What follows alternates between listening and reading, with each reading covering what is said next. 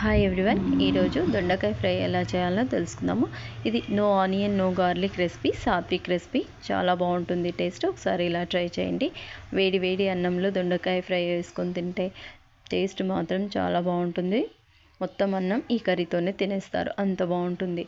ముందుగా స్టవ్ వెలిగించుకొని ప్యాన్ పెట్టి ప్యాన్ హీట్ అయ్యాక ఆయిల్ వేసుకొని కట్ చేసిన దొండకాయలు, కరివేపాకు, అలాగే టేస్ట్కి సరిపడా సాల్ట్, పసుపు వేసుకొని కలిపి మూత పెట్టి ఉడికించుకోవాలి. మీరు కనుక నా ఛానల్ని ఫస్ట్ టైం చూస్తున్నట్టయితే లేదా ఇప్పటివరకు సబ్స్క్రైబ్ చేసుకోకపోతే ప్లీజ్ లైక్, షేర్, సబ్స్క్రైబ్ చేసుకోండి.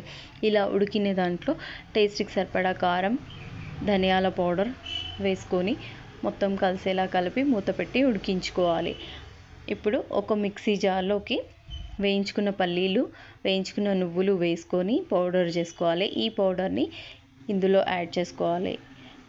చేసుకున్న తర్వాత కొంచెం ఉడికిన తర్వాత స్టవ్ ఆఫ్ చేసుకోవాలి. అంతేనండి, దొండకాయ ఫ్రై రెడీ అయింది. కొంచెం కొత్తిమీర వేసి డిష్ అవుట్ చేసుకోవడమే. పల్లీలు, నువ్వులు వేయడం వల్ల ప్రోటీన్ కంటెంట్ కూడా వస్తుంది. Thank you for watching.